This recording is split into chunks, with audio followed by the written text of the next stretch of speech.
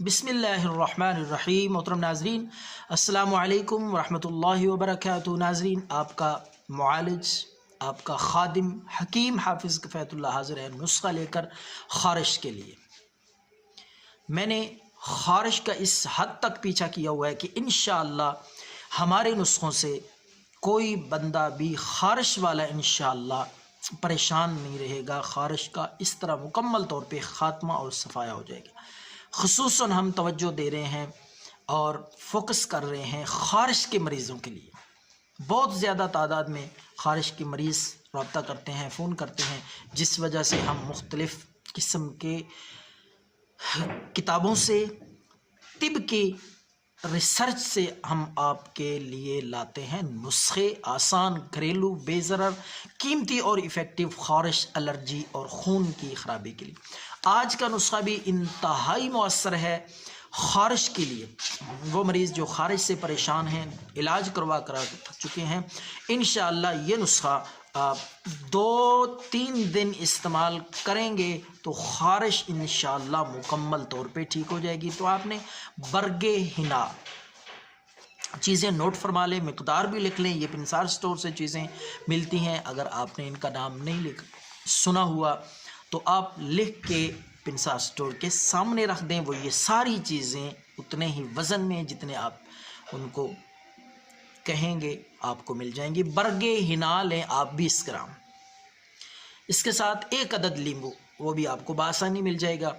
تیسری چیز ہے نیلا تھوتھا۔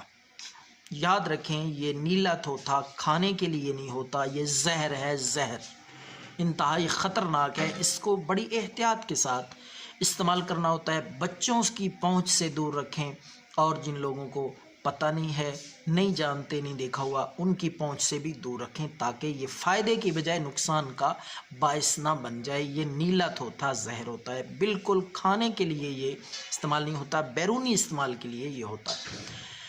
تو ناظرین، یہ تینوں چیزیں، برگ ہنا 20 گرام، لیمبو 1 عدد، نیلا تھوتھا آپ نے تھوڑا سا لے لینا ہے، تھوڑی سی مقدار میں۔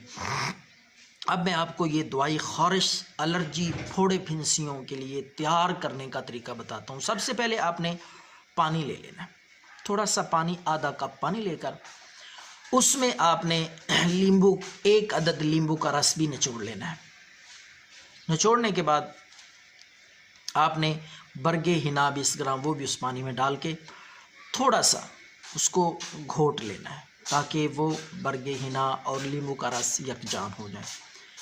اس کے بعد آپ نے نیلا تھوتھا بھی ڈال کے تھوڑی سی مقدار میں، تو اس کو اچھی طرح آپ حل کرتے جائیں، اچھی طرح مکس کریں، گھوٹیں یا کھرل کر لیں، جس طریقے سے بھی یہ ساری چیزیں یکجان ہو جائیں، آپس میں مکس ہو جائے، تو یہ آپ کا خارش کے لیے نسخہ انتہائی مؤثر اور ایفیکٹو ہے۔ کوئی اس کا انشاءاللہ کسی قسم کا نقصان اور خطرہ نہیں ہے، بشرطے کہ آپ کھانے سے دور رہیں۔ یہ کھانے کے لیے نہیں، اوپر لگانے کے لیے، جہاں پہ الرجی ہو، خارش ہو، آپ تھوڑا تھوڑا رات کے وقت لگا لیں، صبح اٹھ کے نہا لیں یا صابن سے دھو لیں، انشاءاللہ خارش صاف مکمل طور پہ آفاقہ اور خارش سے آرام آ جائے گا۔ دعاؤں میں یاد رکھیں۔ اللہ حافظ۔